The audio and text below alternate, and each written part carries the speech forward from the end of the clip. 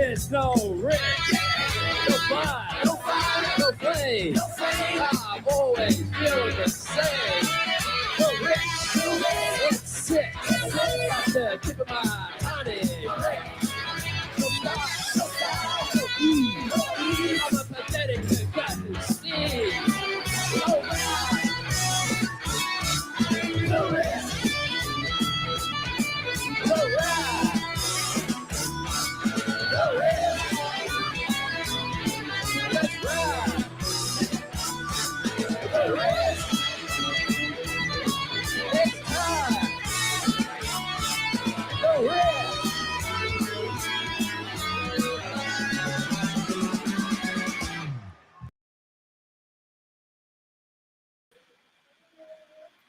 Happy Friday, everybody. LSU Odyssey live here after what was kind of like a few days off for once around these parts. Not only did just the lack of really much any news at all, but also just the moment called for it for the last few days. Work was a little nuts. The weather was a little nuts. And really, really cold. It was supremely cold around these parts here in the Utah area. Just bitterly cold. It was terrible outside. I got to be honest, and it feels like a complete 180 this afternoon. I don't know how bad it was this morning. Thank God it was my day off. Didn't have to worry about that, but it looks nice. Just took Sage for a little bike ride and out of breath, but here to really get packing, get going with this 2025 season. This is an exciting year up here for LSU football. This is full go. This is full bore. This is push it to the limit LSU football right here. Very interesting also, too, that I got this photo right here. You got a photo of Juwan Johnson right here in this photo, a guy who's been in the news a lot lately, something that was rumored. We have a source close to Juwan Johnson. We talked to Juwan Johnson, and we knew that he was floated the idea of being a type of wildcat quarterback or whatever. And you see in the aftermath of the Colin Hurley car accident, I don't know if this has anything to do with it. I don't think it does. Juwan Johnson is a different skill set, but Juwan Johnson is now listed for LSU football as a quarterback. That's a very interesting thing. And you know what? I think it adds the perfect wrinkle for this offense upcoming here. I really want to. We've dipped our toes into this. I know if you watched the last show, you probably, that was a good preview. That was, covered some ground here. I didn't feel like it was. I feel like we can go even deeper and deeper and deeper on this team, and we're going to. Because this team, I think, deserves that. I think LSU is a legitimate shot here. I think outside of massive injury, terrible injury, things like that, just utter shocking calamities. Outside of that, I really do believe LSU has a firm chance, almost not even a requirement, but literally you must it should be almost guaranteed that LSU gets into that 12-team playoff. With this roster, with that staff, I know you've lost a lot of big-time pieces in the draft. You're going to. It's not good. But you didn't lose as many in the transfer portal, except for you lost some depth concerns. You lost some guys that really could have helped LSU in the depth department and were proven guys. They're gone. So LSU has lost some people. They brought in some big pieces and in almost every way, shape, or form answered every question. I still think they have much to do at defensive tackle. I still think they have much to do at offensive line. But, you could argue safety as well. Add another safety at least, Add at least 2 more defensive tackles. Make sure you go out there and get a stout status left tackle, right tackle. Someone who can really partner with Tyree Adams, bookend with Tyree Adams. Because I think throwing Weston Davis into the fire, I don't know. I think Weston Davis has what it takes. We saw what happened this last year. It's almost like you take another year back where this is a year where you're going to have to, you might lose some games because of this being an issue, and you saw that. Garrett Dillinger goes out, Miles Frazier goes out for a game or two, or maybe even just a half of a game with Miles Frazier, but Garrett Dillinger for 3 games, LSU lose all 3. Offensive line chemistry is so paramount, it's ridiculous. Defensive line depth, defensive line drive, power, push.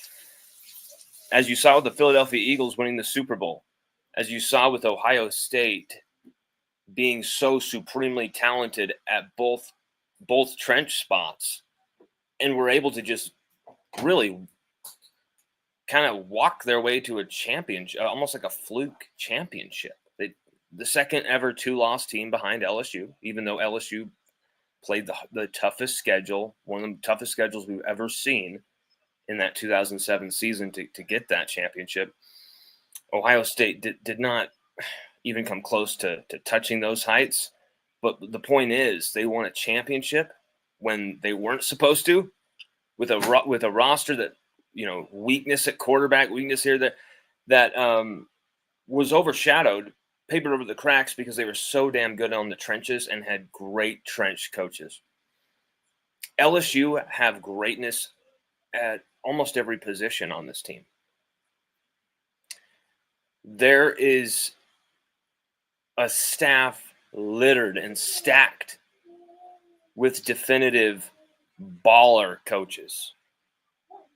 And you're starting to really specify and focus roles into key areas like, Alex, we just want you to be a running game guy, whether that's you're keep teaching the tight ends how to block on a specific design, whether you're getting after the O-linemen because you taught them something that they're just completely screwing up, it doesn't matter. Everybody coach everybody, to put it simply. Everybody's a football guy in the room. Go up there and let's talk ball and let's get better here at the running game. Alex Atkins, guy to do that. You've got Alex Atkins, a Broyles Award nominated coach, basically as your run game specialist. You've got a Broyles Award nominee finalist in Kevin Peoples. You saw what he did last year with Braden Swinson and Savion Jones. Savion Jones, because of that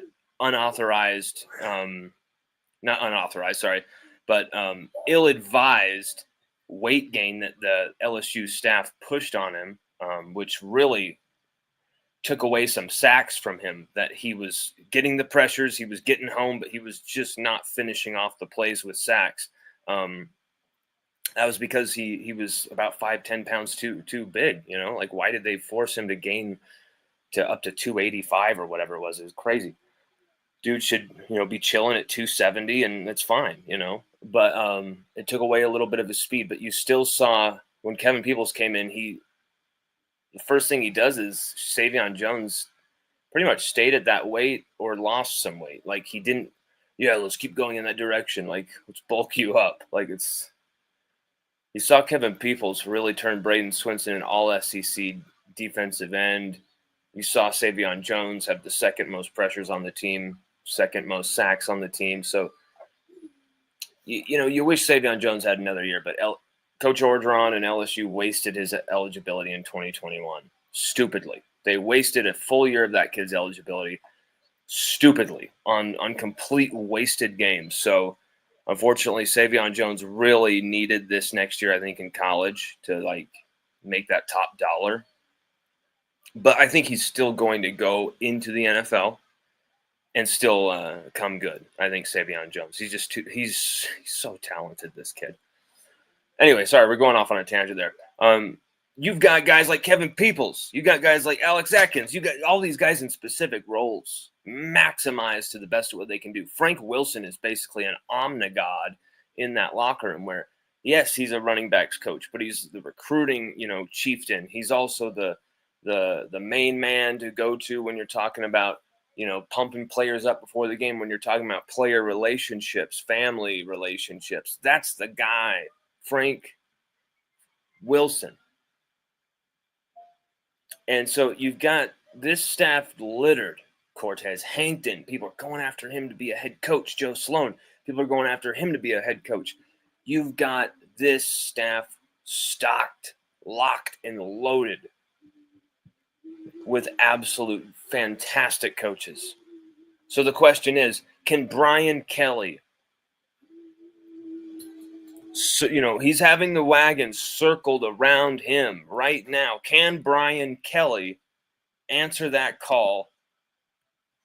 Say, if you're offended by swearing, I'm sorry, but basically say, fuck you to his doubters and say, we are going to graduate champions and we're going to graduate your ass on the field this season. It didn't happen in year 3 like I wanted it to, but now it sure as hell is going to happen in year 4. Let's dance. Let's go. Is Brian Kelly going to be ready for that moment to become a championship head coach? I think yes. I think the answer is yes. And you know why? It's not in so much as what I've seen him change or do differently. It's not really in like a mindset change. We did it's not anything to get do with that that done. So I take just responsibility something about for him it. right now. Blake is where not you going to feel hide like from this the guy's ready to responsibility, but 13 personnel, and with this, I do believe that it would not be Bryce the word Cooper, I oh would my use. I would say that they lacked the execution necessary Yeah, when I we just needed have it a sincere most. feeling And that so they Brian were Kelly is ready frustrating more to than they win were a humbling. championship. Humbling losses are And he's more got like a the roster Alabama that's game, ready to win a championship. where you didn't play your best football. You Those are really humbling wish losses. you could have The kept 3 losses Campbell, that we had Emory Jones, outside and the Mason Alabama Taylor game for would be another much year. more frustrating because you had a chance to win those games, Savion Jones and you really didn't should have have won his those games, 2021 including the season, USC game freshman where we year had the lead, wasted on up to the last possession. So completely those were frustrating aimless losses games because at we the end didn't of the year. execute Like, when what we were they needed to execute, thinking? and we were capable of Wasting doing that so. kid's eligibility. So stupid. And you just You have said see at the national championship. You're talking about like just have next these year or spots near where if future, or LSU had been able What to do you keep think? some of these guys for just one What do you more think? year. Look, listen. Here's my Mason point. Taylor, The Will standard is Campbell, the Emory standard Jones here, right? The especially, standard. I didn't come down specifically. here to go 8-4. Garrett I'm not happy Dellinger, about 8-4. Okay, Miles Frazier we were out of eligibility. would not be the word I would still, use. I would say that they if you lacked could the have had them execution back, necessary oh my God, you'd when feel, we needed it most. You would feel and so like they if were this team frustrating doesn't more than win they a were humbling. championship, it's a failure. Humbling losses are But more at like the this Alabama juncture, game, with the where you didn't roster play your we best do football. have Those are some humbling questions losses. still in The 3 offensive losses line, that we had some questions outside the still Alabama game would about be much more defensive line frustrating depth. because you had a chance And to those win are those two areas games, where and you really should have won those I'm games. sorry, you got including questions the that still USC makes game where we things had the lead, up in the air a bit. up still to the makes last things possession. really, So those were frustrating losses because we didn't it still makes execute things when we really needed to execute, and we were capable of doing so. troublesome. you said see at the national championship. You're talking about like. You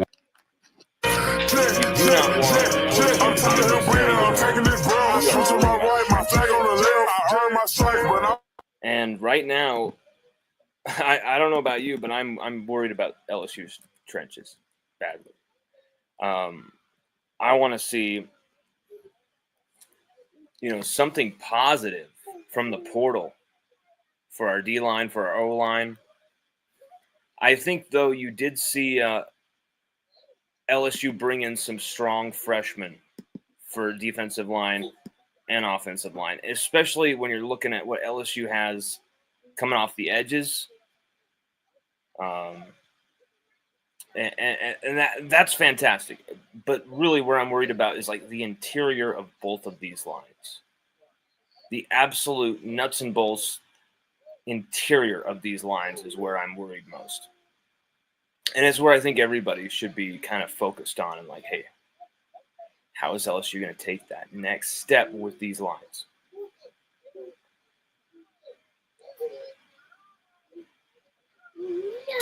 You know, you got DJ Chester back for a redshirt sophomore season.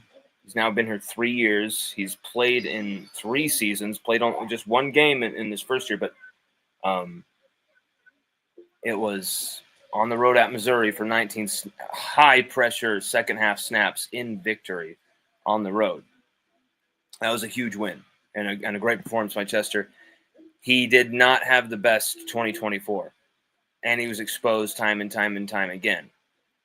His youth, his inexperience, but at the same time, so many players have had that year at LSU and then come back with everyone like, look at Damone Clark. Everyone thought that guy was terrible, blah, blah, blah, blah, blah, blah.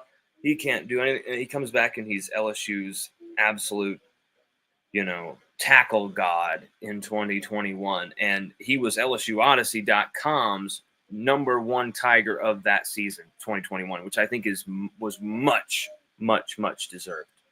Not only as the leading tackle, it was how he did it, the plays he made. Like, my point is DJ Chester could do something like that. He is that talented.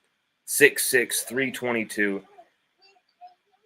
He didn't have too many bad snaps. He did have some protection issues. He had to have his hand held along by the guards. Okay. But throughout all these concerns, I still feel like DJ Chester, we really haven't seen his full ceiling just yet. Cohen Eccles is someone I'm really interested by. You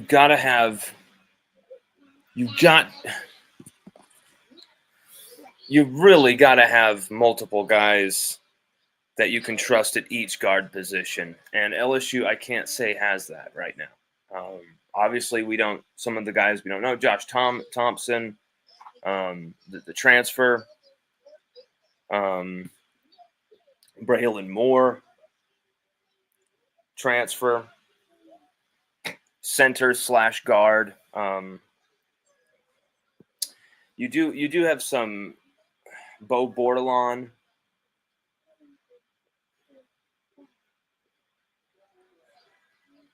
Cohen Eccles, I'm sure, could take up a guard spot. Christian Stamps is someone who you'd see on the outside more so.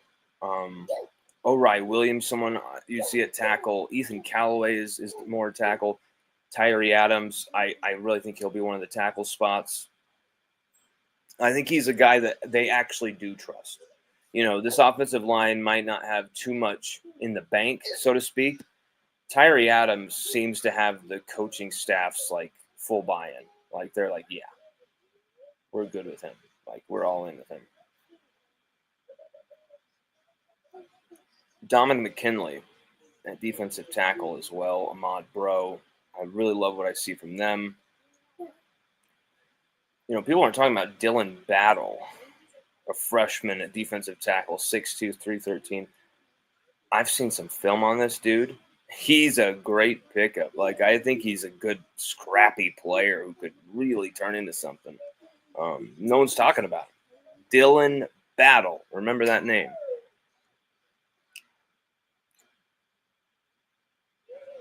And then you brought in some really, the freshman class, the rest of this freshman class, Harlem Berry, Jacob Bradford at safety, Jaden Breaker. And then you're talking about transfers like Berrien Brown, Jamari Butler on the edge, former Nebraska guy, Tamarcus Cooley, #2 safety transfer in the entire country. Carius Kern, Mansour Delane, I believe also the #2 corner transfer in the country out of Virginia Tech. Sorry, did not mean to throw Carrie's screen. I love also another freshman receiver, Tayron Francis.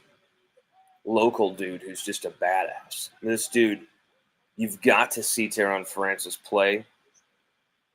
I mean, I know that we got Nick Anderson. I know that we got Destin Hill. We got Barrion Brown, who might be the best of all of them. We got Aaron Anderson. We got Xavier Thomas. Chris Hilton Jr., who had like 4 touchdowns in his last 2 games or something, like 4 or 5. Like, he exploded like he should have. Donovan Green at tight end. Trey Dez Green at tight end. He's someone who had 4 touchdowns the entire season as a freshman, all inside the red zone. You've got a lot of targets. You've got a lot of guys to throw the football to. Your leading receiver last year was Aaron Anderson. He returns as well. But Tayron Francis, if there's going to be a freshman who plays this season, who gets significant playing time, watch for him because he's a freak. And also Kyle Parker. We're not even mentioning Kyle Parker. Kyle Parker, was slated for a starting role. He started week 1. If you don't remember, he started week 1 against USC for Chris Hilton Jr., who was out injured. So you have a absolutely loaded array of targets. I don't think have you ever heard of LSU having this many just ridiculous army of passing targets? I know year after year after year, we're like, ooh, look at that receiving core. Ooh, look at that. Oh, look at the potential here. But this is something different. Just like it was going into 2023, where you knew Malik Neighbors just already had a 1,000-yard season, and you knew he was going to want more. You knew he was going to get better from there. So it was like, how much better can he get? How much better can he be?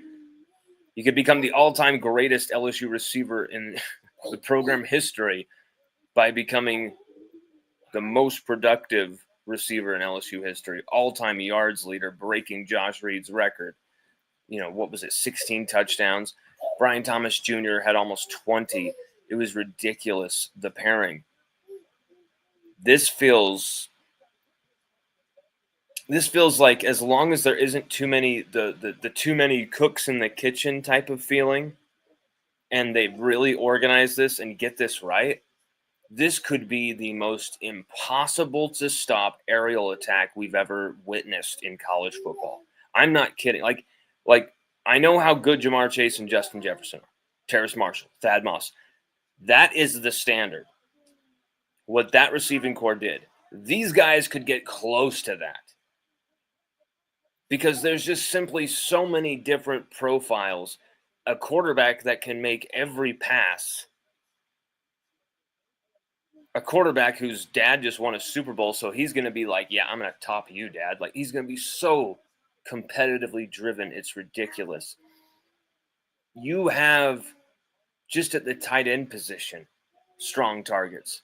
At receiver, it is endless. It is endless. You lost Mason Taylor, and at tight end, you have explosive targets. Trey Green, Donovan Green, Bauer Sharp, more of a blocking tight end who arrived from Oklahoma. And then your receiving core is just ridiculous. It's unbelievable. You've got something special with this group. You even have in the return game a few guys who could go crazy. You've got offensive coordinator Aaron Anderson back there. You got Xavier Thomas back there. Brown's got a seam.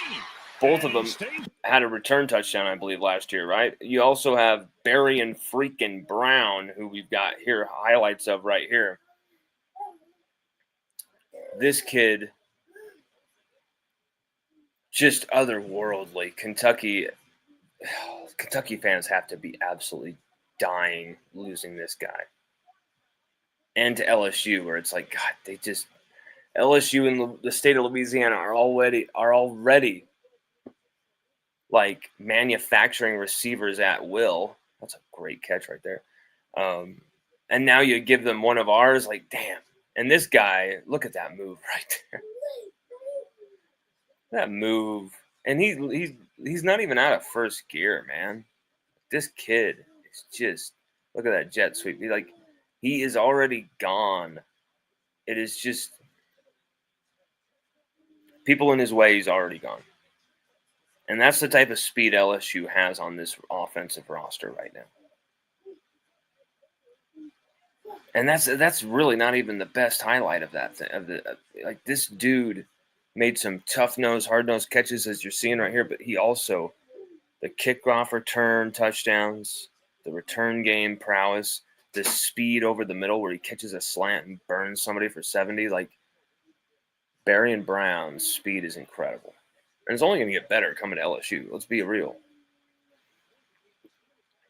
Look at those shifty moves. Get that first down against Georgia. And he had a hell of a game against Georgia. I believe he 186 or something like that. He was incredible against Georgia. A narrow loss and a great performance by Kentucky against Georgia. Kentucky, yeah, they were still the doormats, but, man, they were competitive as hell this last year. When, he was the key to them beating a top 10 Ole Miss as well in Oxford. Incredible. So that's the thing is, he's a game changer, has the ability to turn games. Look at that. I love how he just get in the way. Like, he shoves that guy in place. Like, come on, man. Like, if you'd gotten your hat on somebody, it would have opened up. He's, like, pissed that dude didn't get out there on that block. Dude basically got in his way. Barian Brown is gone, dude. That's the thing. Oof. Look at Kentucky getting a little creative on that. Look at that speed, man. He doesn't have much space at all to hit this. Like, right. That guy's got a great angle, you'd think. This corner or safety, whoever this is on the outside right here, he has a great angle. Both of these guys, you think at least they're going to shut this guy down. They're going to get in there. They don't have a damn chance. And they know it right there. That's the moment. He literally just falls. I'll make it look good for the coach. We're not even going to really try because you're moving so fast, it'll probably break his fucking jaw. Literally, when you're facing a player going that fast, think of how fast they're going. And then think of them hitting into you. You're going, the collision is so hard and physical. We're talking some serious nasty hits here when you're tackling a player that fast, going at that speed. That's why special teams plays always harvest so many injuries. But Barian Brown, man, this is a kid LSU can put at a few different spots. You can play him in the slot. You can play him on the outside. I think you stick him on the outside. I think you keep Aaron Anderson at your slot as your slot guy. But let's be real. You can move these guys around. You could have Xavier Thomas doing these jet sweeps or these running game plays out of the backfield like we saw last year. You can have Barian Brown doing it. You can have Juwan Johnson doing it. This offense doesn't just have, a responsibility to get creative this season. It is an absolute order. Like, this offense must not only evolve, but this offense must come to every game to dominate. Take part in every game to blow teams off the field. Because let's be real here. This is one of the sickest offensive rosters. If you know the talent that you're looking at, if you understand how good some of these guys are, this is something that we've seen this at LSU, right? But I don't think we've seen this in the Brian Kelly era. A team that is as supremely talented as what Brian Kelly is going to field this season. I just don't think we've seen that just yet. This is some highlights of Nick Anderson here. Sorry, screwed that highlight up with our faux pas there. Nick Anderson here, coming off an injury. He's not. I think there's going to be more explosion and big plays probably from Barry and Brown this season than maybe Nick Anderson. But I think Nick Anderson is going to be that steady, get you out of a jam, be there when you absolutely need him, cherry on top receiver for this offense. I think he's going to be a primal big play finisher for this team. Look at that move right there. He's got it all, Nick Anderson. I think he is a complete receiver. You know, would you say Chris Hilton Jr. is a complete receiver yet? I don't think so. I think there's still things he has to work on to get there. I think he's more of a specialist in what he can do, a downfield burner. And LSU are going to utilize him because of these guys even more to that degree. But Nick Anderson, he can be a downfield burner. He can be a possession receiver. He can really shine on critical downs. He can get you 7 when you have to have it. You know, contended when the ball is up in the air and it's a contested catch opportunity, he's mostly going to come down with the football, Nick Anderson. We've seen plays where he hasn't shown the pedigree that he should, that we've seen from him before. He has had moments of inconsistency, and I almost feel like that is because of the environment at Oklahoma, the offense. It's not as good as it could be. And so coming to LSU, he's going to be in the right environment, surrounded by the right people,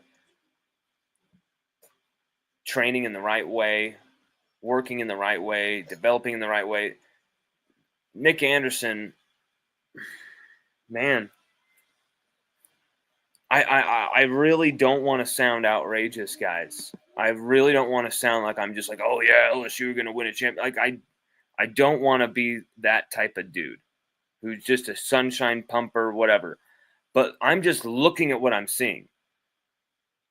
Last year we didn't sunshine pump. The year before that we didn't sunshine pump. You know, like we call it like we see it.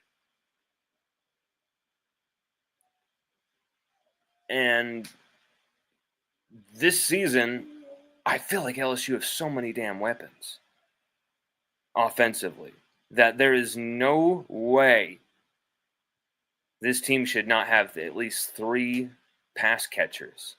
And I'm using that word for a reason, pass catchers, because that includes Trades Green, tight ends, running backs even, pass catchers. LSU we're going to have a trio of pass catchers who all catch double-digit touchdowns. Nussmeier is that prolific. We're going to throw the ball, I think, probably not as much as we did this last year, but a lot of those are aimless, stupid throws that didn't go anywhere. A lot of it was aimless, empty stats. You're definitely going to feel a more, LSU seeking to control games, finish games off, running the football, putting the ball in Caden Durham's hands and letting him take the game, chew that clock away, finish teams off. There was games where our defense put the ball in our offense's hands with a great performance against all odds, injuries and all this other shit that they're dealing with, not playing, their best themselves, but they're getting it together to do that. And then our offense would shit the ball right back, and our defense would have to go right back out on the field. Nussmeier and the turnovers has to stop as well. That's a big deal. I know that we wrote something about Nussmeier that was very complimentary. Look at those moves by Nick Anderson. Oh my God, just bouncing off people. But we did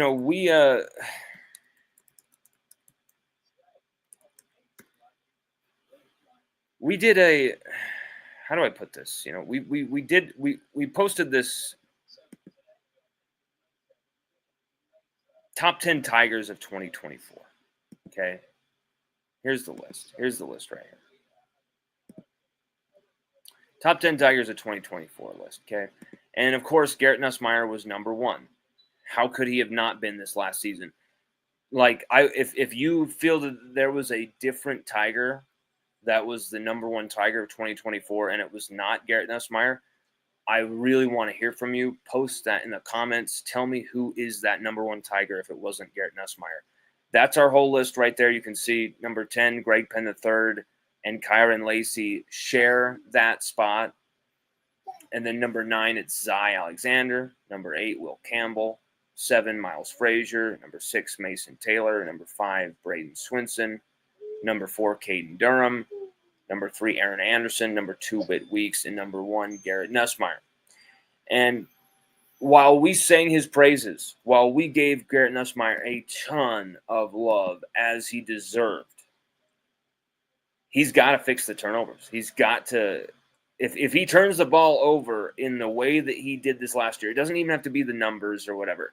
It just in the way that he did at times, that stretch. He really cleaned up the turnovers for a good portion of the season. He was fantastic with the turnovers for most of the year. And then that 3-game stretch, where LSU lose to A&M, lose to Alabama, and lose to a 4-5 Florida team. He had 5 interceptions, threw 5 interceptions, and lost 2 fumbles. All, pivotal moments in those games that truly you could say cost us those games. But Nussmeier really gave LSU every chance that season to win and was incredible at the same time. He made some terrible decisions. He turned the ball over like we thought he would in his first year as a starter. Okay? But he turned the ball over probably half as much as his haters thought he would. He probably turned the ball over, way less. And those people forgot that Garrett Nussmeier could still throw an interception until those games happened. And then it was, Nuss is terrible. Get him off the field. To hell with Nuss. I told you he would never be the blah, blah, blah. And it's like, fine, you can say all that. He threw the interceptions. He had the fumbles. Okay. Look at what was around him. The offensive line that was in front of him, how badly they were playing. We had Will Campbell. We had Emory Jones. We had Garrett Dellinger. We had Miles Frazier. And then Garrett Dellinger goes down, and all hell breaks loose. Everyone's not the same anymore. Will Campbell, was number 8 in our top 10 Tigers list. I thought he'd be like number 2, number 1, number 3 by year's end. He really had a poor season by his standards. His last season at LSU. Emory Jones had some great moments, and he also struggled too. So this offensive line they only allowed, I think it was 22 quarterback hits and 26 sacks, 25 sacks on Garrett Nussmeier. Let me get those exact numbers.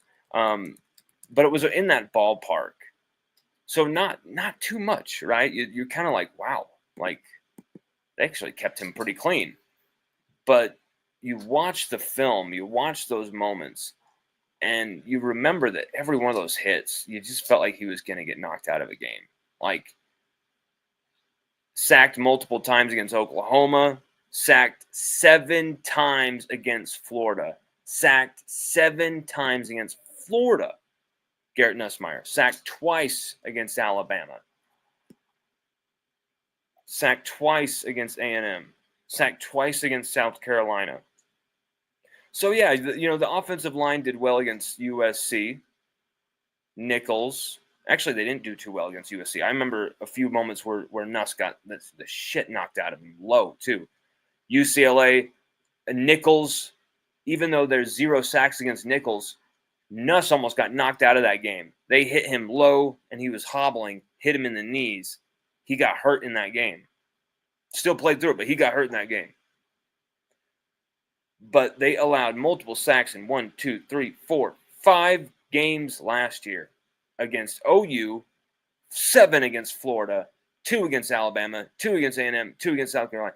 That is unacceptable for an offensive line that had Will Campbell, Garrett Dellinger, Emory Jones, Miles Frazier. That's incredible. And so is that also partly Nuss's fault? Is Nussmeier, kind of like running himself into trouble? Stuff like that. Is he not anticipating the blitz? Is he not anticipating things as well as he could be? Those are all things that could be possible with this situation with Nussmeier.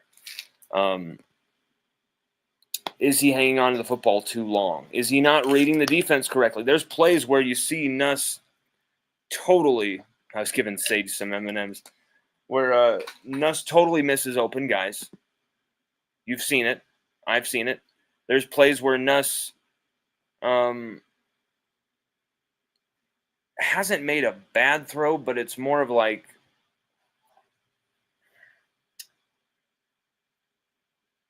you want him to throw it to that target, but it's the way he puts the football in there. Like, it's not time to bullet the ball. Like, this is the time to kind of float it up, like lead the guy into space, like a swing pass screen to the outside. You kind of float it up, lead him. There's no one in the way. You're not like throwing him into a hit, right? There's times Nuss will like do that, float it up, and throw someone like right into a hospital hit. There's times he'll bullet it through a tight window, an NFL type throw, great throw, but it's going to run Aaron Anderson, one of those guys, right into the safety coming over the top. That's the type of stuff Nuss has to clean up because it's the finer details of being an NFL quarterback, and he's going to be one. He's going to be playing in the same league his dad coaches in. It's incredible. But to do that successfully, Nussmeier, you got to protect him. He's got to be of the same mindset with his offensive line. He's got to be on the same page with this offensive line. And considering we just got Josh Thompson, Braylon Moore out of the Tyler Miller, a freshman Tyler Miller coming in. So you've got a couple guys who are coming in, but the offensive. Solomon Thomas as well, freshman 5-star Solomon Thomas. Really like what his tape looks like. So Josh Thompson, Solomon Thomas. Tyler Miller, I really like his footage, 6'5", 337, crazy. Braylon Moore, his versatility. So you've got some pieces to work with, but it's still just not enough. You still need way more. You still need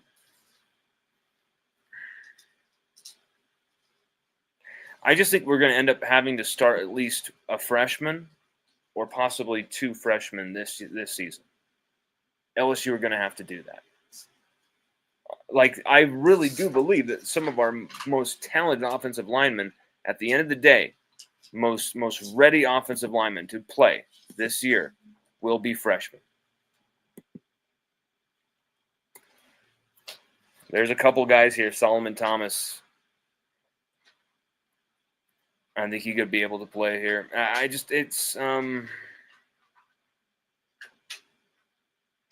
Ooh, look at that. Is Garrett Nussmeier the next Tony Romo? Wow, that's scathing, Carter. Carter, the power. Damn, man. I love Carter, the power, but it's a little harsh. But no, I mean, Nuss is a gunslinger. I mean, he's right on that aspect, and Nuss has to clean up the turnovers. He lost us games this last year with the turnovers, just as much as the offensive line. Look at that, though. Watch how quickly he's got Will. He's got Deli right here. He's got Mason Taylor in tight as like a 6th offensive lineman. You got Miles. You got Emory. You got Josh Williams back here. You got a 7-man protection. Okay, let me just say that for right now. I don't want to see another fucking 7-man protection this season in 2025. And you know why? You think it's like, oh, we're adding numbers to protect Nuss. Okay, well then just have all 11 of them back there. Why not just do that? Look at why you don't do that. Look at this. Mason Taylor, if he was outside here, someone would have to get out of this box and be over here with him. If they motioned Josh Williams out like they always motioned Clyde Edwards-Helaire out of the backfield to get someone out of that box for Joe, Nuss wouldn't have this happening to him so much this last year. Look at that. It doesn't matter how well you block. You're immediately under siege because they know exactly what's going on. Look at how tight that formation is. You're going to throw the football. They're able to have 3, 4, 5, 6, 7, 8. They're able to have 8 guys up to this line in Nuss's face. This is South Carolina, too. They had how many top defensive linemen on this team who played really well against us? Only got the 2 sacks, but they were damn good. They were in Nuss's face all game long. I mean, look at that. Look at that pocket. I mean, it's just completely collapsing. This is 2021 versus Arkansas. Interesting. What's he comparing this to? Is this another... That's the incredible spin move where he throws the touchdown to Jack Besh. Yep. I remember this play like it was yesterday. This play was effing unreal, man. Jack Besh with a crazy catch. Speaking of which, so many LSU fans were so wrong about this kid, Jack, and said so many messed up things about Jack Besh, and now they're completely 180. It's kind of funny. But, Nuss Meyer's got to clean up those turnovers. And if he does, LSU, there's no limit to where they could go. But also, he's got to have some type of protection. He's got to have some type of, you cannot have these 7-man protections. You've got to get the guy out of the backfield. You can't have these tight ends come in tight. And then it's just, it is so easy to it's just telegraphing to the, hey, defense, this is what we're doing. Yo. It's quite obvious. Those 7-man protections are just, what are you doing?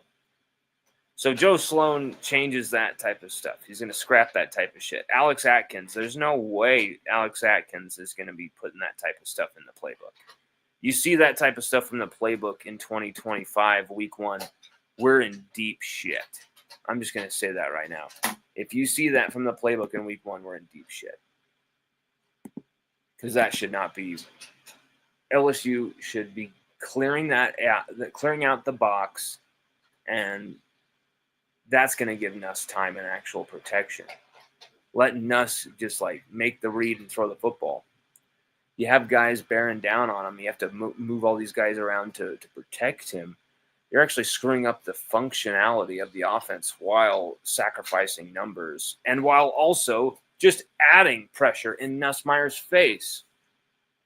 So I do not want to see another goddamn 7-man protection this season. You just cannot do it, Joe Sloan. I love you, Joe. You're a good dude. Can't see a 7-man protection, brother. And here's the thing. I'm not the best at dissecting film, but I used to play the game to the point where I know at least what I'm seeing when it's something like that. You help your offensive line out. Don't just bring in numbers and keep guys extra numbers in the box,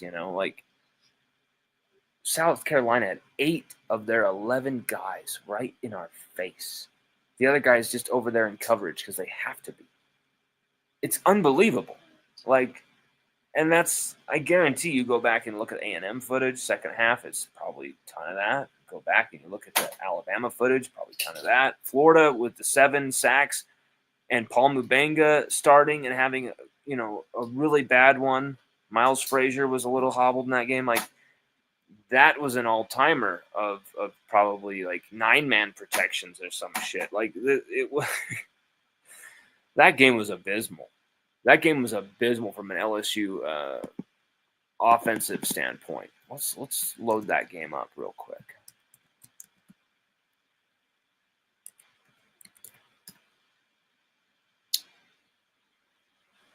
That was so bad.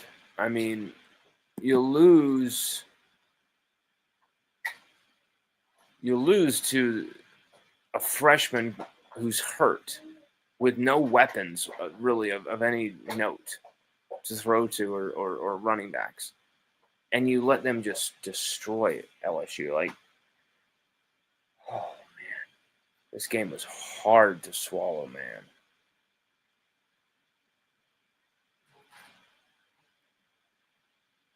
See, you want to get, like, look at that. Like, that's a great offensive design when you're talking about Garrett Nussmeier and the offensive line at LSU. Even though we're not going to have 4 of these 5 guys, it's still the same concept. You've got a guy motioning across formation. You look at that. You're moving pieces around. Move the pieces around. Move the players around. Move the defenders around. We didn't do that enough last year. These are very simple things that we just did not do last year. Get guys in motion. Move defenders around. Force them to cover every blade of grass. Just like I was saying about attracting the pressure with the 7-8 man protections and all this crap. Stop it. Spread them out. Look at this. Everything's spread out. And then watch how Nuss acts right when he gets the ball. Nuss is already surveying and he's moving. Like, I just love the design of that. Nuss is already like, okay, I'm going to start moving this way. And just jump right over 2 and in front of 2. Right into that pocket. That's Nussmeier at his best. I don't know why we have him as like this legit pocket, like legitimately a pocket passer because he's like a pocket statue. Like, move him. Get him moving. Moving to the right mostly, but also trick him with some rolling to the left. He stops, cocks back, and bombs it. Like, move Nussmeier around. Get him to re-platform the entire status and location of the pocket, Especially when Florida are right in our face, 7 sacks. Come on, Let's get it back to some offensive highlights here.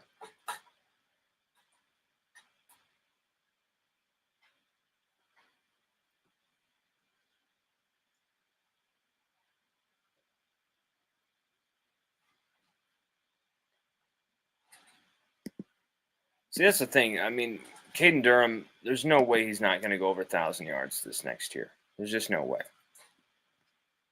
He is going to clock it. 1 second, everybody. I got to...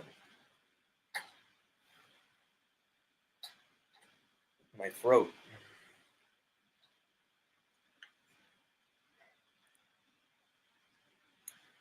So, and this isn't as much of a preview as it is like a taster, because like we still don't know so much about this team. We still have to see this team in action in spring football, like, so we at least have like something solid as like something with like a body to it, some mass to it. But like, what's on paper?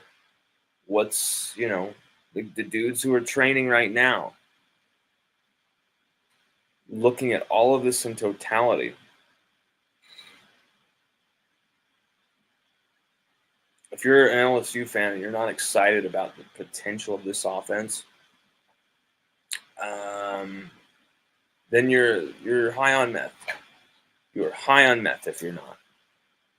Truly, if this offense does not get you rabid, in the mood for LSU football, just the idea of what this offense could be, then, you're probably not a real LSU fan. You're probably not a real Tiger. If this offense, the potential of what this offense could be, doesn't, get you in the mood to have immediate sexual relations with your significant other, then you are, I don't know what's wrong with you, because it does to me. And that's really what it's all about, baby. Love, love. Valentine's Day, everybody. Yep, you probably thought I forgot. You probably thought I wasn't going to mention it. You know, I didn't want to. It's like, this is a football show, college football show. I don't really want to, but we can't help it. We've done shows on Christmas, on Halloween, whatever. And we've always made mention of holidays and whatever it is. And so for the first time ever on one of our shows, on one of our things, I'm going to take the time to tell my lady, Chelsea, I absolutely love you, baby. Absolutely love you, babe. Can't do this without you. You're the best mom. You're the best wife. You're the best fiance. You were the best girlfriend. The best friend I could ever dream of. And I am lucky. I am a lucky man to have you in my life, baby. I love you. And I know this little guy over here definitely loves you too. Wait, am I talking to Chelsea or am I talking to like a few thousand people who suddenly think they're Chelsea? That was weird. But I know she's watching, so I love you, baby. Even with a Valentine's Day tribute address, we still can't get this shit right. Yeah, everybody, we are desperate to get to cover spring. So we're going to see what we can do. Spring practices, spring press conferences, all that stuff starts March 8th. We're hoping that we can be there. We're trying to do what we can to save up some lifestyle choices, even changes.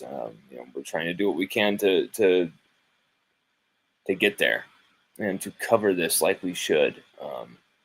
Every year we should be there.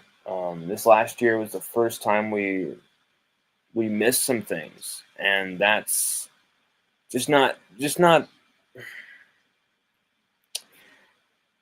It's hard being in this job and watching other people be able to be in the moment and like celebrate and just a celebration of human shared experience, vibing with other people while we're stuck across the country. It can be tough. It can fuck with your head. Like, damn, we should be there. What happened? How come we're not? Simply, sometimes there's just no money to travel. There's just no money left after all the crazy expenses with this little guy and rent and all that stuff, and insurance and just on and on and on. You know this. I don't have to explain this to you. And so, believe me, if we had the funds to be there for everything, we would be there literally for every single thing. Like, we would not leave. We would be there. So just remember that we are pushing, and we are hoping, and we are praying, and we are pushing and changing, trying to do what we can, chopping and changing to see what we can do to take this to the next level. Not just some step, but to the next freaking level, baby. So that we can be there for all this stuff, and just, it's not so I can be better than other people or what, it's so that I can be a part of it and be where I should be, which is covering LSU on Saturday nights. Death Valley, Tiger Stadium. That's where I should be. And whether my son's with me, that'd be great if Chelsea and him were in the crowd as well, and I'm in the press box. And this is what Dada does, huh, Seiji? This is my calling. This is my job. This is my gig. And thank you for supporting us and reading our stuff, watching our stuff, sharing our stuff online, tweeting our stuff, commenting on it. All of it helps. All of it helps. You know, we're very close to getting 1,000 subscribers here where we can monetize our YouTube. You know, people don't even have to donate to us to help us get to, you know, cover all these things and travel expenses. You can just subscribe to our channel and help us get close to that 1,000-yard subscriber threshold to get 1,000 subscribers so we can monetize the damn thing. Like, come on, you know, Matt Moscona was able to mobilize the entire LSU community to get, you know, Charles Hannagriff's channel monetized overnight. Let's do the same for us, okay? Come on. Subscribe. I bet literally half of you watching right now, in the few hundred that are watching right now, I guarantee there's half of you who have not subscribed. So press the damn button. Help us get there to these things. And you know what? If we can get there to these things, if we can be at all these things, our content then gets better. There's stuff we can do that will blow your mind if we can actually be there. So please help us make 2025 an epic season.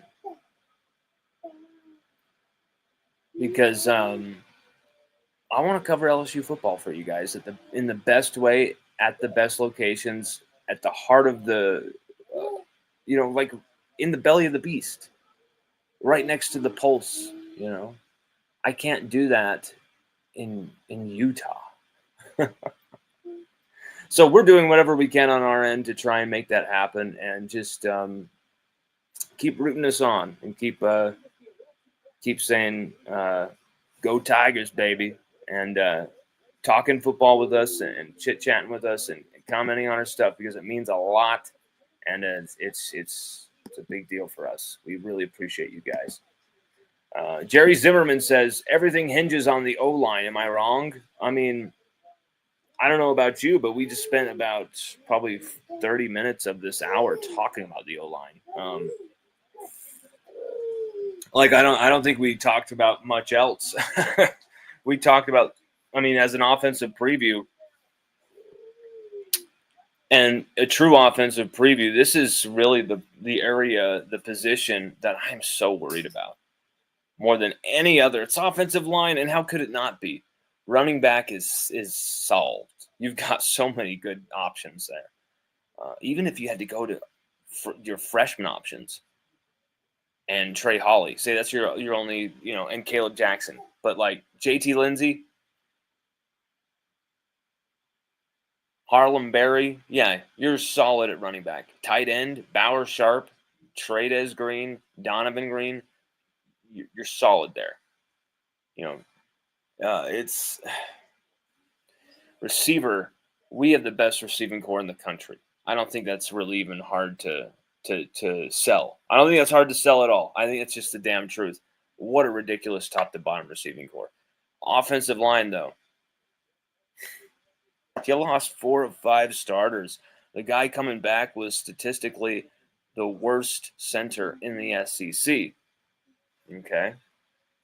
But he played through. He learned a shit ton. I'm sure he's going to be better than he was last year.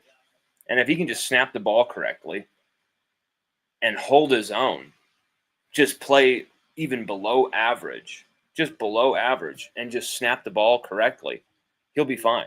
And that's all we need. But we have to have supreme performances from everybody else. We have to have, you know, excuse me, I'm putting some chapstick on. We have to have strong performances from a Josh Thompson, a Braylon Moore. I think it's almost like Solomon Thomas, you know, maybe a redshirt guy like a Weston Davis, Cohen Eccles. There's going to be a freshman who's going to start, or a redshirt freshman. One of them are going to start on this offensive line. You got Tyree Adams, who the offensive line coaches, Brad Davis, really love. They started him against Baylor. Expect him to play at left tackle, right tackle. I'd safely say probably left, but he could play either or, depending on, you know, Weston Davis's only good at left tackle. He's not good at right tackle. Okay, move him to the left, move Tyree to the right. Whatever you're, just for example. So really, if the offensive line, who didn't allow too many sacks last year, didn't allow too many hits statistically, those numbers are in line, like almost dead on close with the amount of sacks and hits that Jaden Daniels took in 2022, his first year starting, and Joe Burrow in 2018, his first year starting. They were like literally matching 25 sacks or 22 hits, like right in there, or just like 1 or 2 off. So pretty much the same pressure, but it felt like every hit that Nuss took was like almost about to knock him out of the game. I don't know if that's just fear of knowing that we didn't have much aside from him at quarterback on to put out there, but for me it was like every one of those hits was so vicious, so brutal, like almost knocked him out of the game, like open season type of hits where guys could really, get a lot of momentum into these hits and just wallop the shit out of Nuss. And he took a lot of these hits this last season. That cannot happen. So you look at the numbers and you think, oh, well, he only got this much and this many hits. But it's like every one of those was so savage, it was like it could have knocked him out. And he took 22 of those quarterback hits. Every one of those was open season, full momentum, even against Will Campbell. There was a guy, I'm trying to remember what game it was, but the guy he beats Campbell and has an open season just walloping sack on Nuss. Just absolutely throttles him. So protecting Nuss being able to communicate and have chemistry with his own offensive line, not just the offensive line having chemistry with each other, which is obviously important, but the quarterback having that chemistry with them as well. That's key for this next season. And how quickly can LSU get that? One off season? Replace all those guys? Some of those guys, maybe they played one game together, the game against Baylor.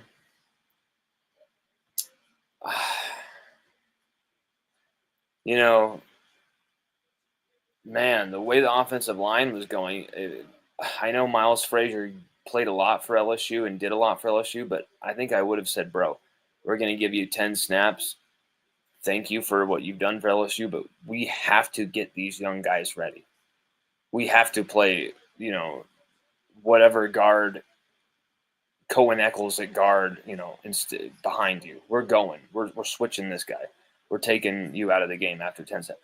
We needed to prepare guys more than kind of salute the leaving guys. I think it's a lost opportunity right there. But whatever. You have an intense offseason here where LSU have to figure it out fast on the offensive line. And that is the cradle of the offensive fortunes and the cradle of LSU's team fortunes, not just the offensive line, but the defensive line. Everyone's going to talk about Nussmeier. Everyone's going to talk about this guy. Everyone's going to talk about Brian Kelly. Everyone's going to talk about this person. None of that shit matters as far as LSU winning a championship if we cannot, block, protect, run the football up front with the offensive line. And if we can't have the depth to disturb, disrupt, destroy their own opponent's protections on the defensive line, pressure the quarterback on the defensive line, sack the quarterback on the defensive line. Like, you have to do both to be successful in the modern day game. You really had to be successful on both trenches to win at a high level every year in football. I can't think of a team that won a championship that didn't have like a superstar, historic level type of defensive lineman or offensive line figures. Can you think of any team that like was really poor on the line on each line that won a Super Bowl? The team that was the closest is like the Cincinnati Bengals, Joe Burrow's Bengals. They're the closest team that was so poor on the line that still almost won. And they had a solid defensive line, but a completely abysmal offensive line. LSU are going to get nowhere with poor line play. And I got to be honest right now, I am worried as far as personnel on both trenches. Because, yeah, you look at some of the names, you look at some of the, oh, well, that guy was a 5-star. Oh, well, that guy got drafted, and he's going to replace this guy. Oh, he got played. He played this many games. And I'm really nervous with our personnel. We're going to have to rely on young guns to really not take that next step and be superstar Tigers right now in 2025. A guy like Weston Davis, get it together and be a superstar right now. A guy like Paul Mbenga, get it together and be a superstar right now. Rebound from the 5 pressures and 2 sacks you've allowed. 3 sacks you allowed versus Alabama. Versus Florida. This is that moment where LSU's offensive line, it's really the cradle of our fortunes as a team this year. And you lost 4 of your 5 starters when they all had another year of eligibility, and you really needed to keep one of Emory or Will, one of Garrett or Miles. And I think maybe Miles had 1 more year of eligibility. Dellinger was out of eligibility, though. But I think if Garrett Dellinger had another year of eligibility, he would have stayed, to be honest. He didn't play the full season, so he would have been like, I didn't finish it like I wanted to. He had some struggles in that Senior Bowl. I hope to God that he gets to a great team and they really give him a good shot and he becomes a great offensive lineman at the next level, because Garrett Dellinger is a badass, and what a hell of a kid. And I just feel bad for him to not end his LSU career the way he wished he could have. But you know what? He ended it with everyone saying, damn, our offensive line doesn't look the same without Garrett Dellinger. Damn, how badly we miss Garrett Dellinger. Damn, we're really getting our asses kicked without Garrett Dellinger. So he at least left knowing that he did a great job for LSU and was loved by the fans, and that was noticed. But you just wish you could have some of these veterans return for this year. So it's really got to be – this has got to be a roster where the veterans are the young guns, and that doesn't always work. But when it does, when you've got that sprinkling of other veterans in the mix too, which this team does, but nowhere near like it did in 2024. And 2024 was already a very young team as well, where the young guns were having to be leaders and all this stuff. It's just, this is a team that worries me, because you do not want to have another year of shoulda, woulda, coulda under Brian Kelly, because that could doom this guy at LSU, because it's so close, 2023, to being a national championship year. You beat Ole Miss. You beat Alabama. Literally, your defense just gets 2 stops in those games. Just 2 stops. Force 2 punts against Alabama. Force 2 punts against Ole Miss. And LSU are winning a national championship in 2023.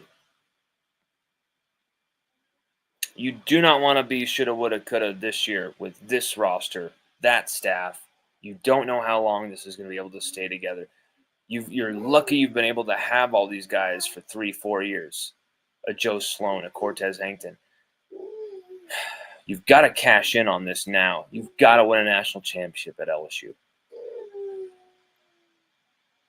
Garrett Nussmeier, quarterback extraordinaire, cannot leave LSU without a national championship. But it's gonna be up to him, and it's gonna be up to how much he wants it. How much does he want this O-line to to figure it out. That's going to be up to Nuss working with this O-line. How much are these receivers willing to even go one better than the 2019 offense, if that's possible? If that's even that sounds insane. But could they? Could they top the 2019 offense? Why don't they try it?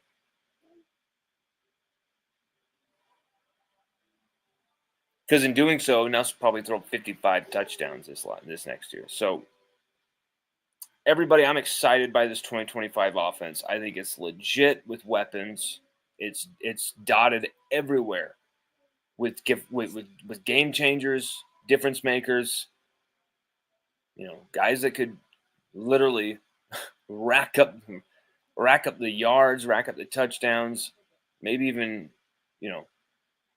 leave LSU as a legend after 1 year, like a guy like Nick Anderson, a guy like Barbarian Brown.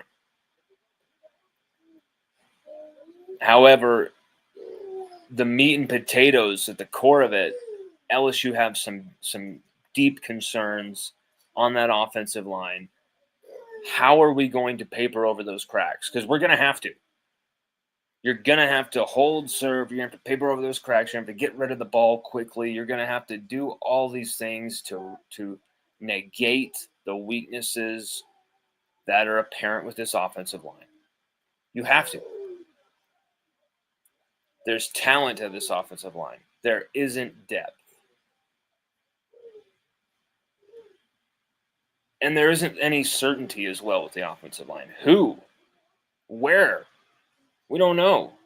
Who's going to play this position? Who's going to play that? It's all up for grabs. And you know what? Maybe that's the best thing for this team is that iron is going to sharpen iron, baby. And the best man's going to stand. The last man who stands will be the best. And hopefully those will be the guys that LSU coaches put on the field. Everybody, have a happy rest of your Friday. Happy Valentine's Day tonight. Really get crazy tonight and have an awesome time. Be safe, though. Be safe. Don't get in trouble. Don't get arrested. If you're drinking, don't drink and drive. For God's sake, don't drink and drive. Stupidest thing ever. If you get a DUI, it is like almost a life-changing, life-altering charge. It literally controls your life. It takes so much money from you. Do not drink and drive. No matter how cool you might think it is, no matter how, you're taking this chick to this crazy forbidden forest and you're going to drive there all fucked up and you're going to make love in the forest. Like, you be the one who doesn't drink. Like, literally hold the bottle and go like, oh. And if she gets mad, you'd be like, I have to fucking drive. Like, come on. Do not drink and drive. Do not drink and drive. Do not get hurt. Have fun. And tell your lady you love her. Do something amazing for her. Like we're about to just do, huh, Seiji? We got a plan. We've carried out part 1 of the plan, but part 2 of the plan about to commence. Everybody, go Tigers. Forever LSU. Baseball opening day. We forgot to mention we were going to talk about it, but congrats to Jay Johnson and the baseball team, LSU baseball. I am really hoping this team wins another World Series here. Jay Johnson has dealt with too much bullshit criticism that he doesn't deserve, and I am really looking forward to watching a lot more baseball this year while we're writing all the preview articles and position breakdowns and trying to break some news like we always do. Everybody, LSU baseball opening day. Go Tigers, baby. Go Jay Johnson. Want to see that team win another College World Series. And everybody, go Tigers, baby.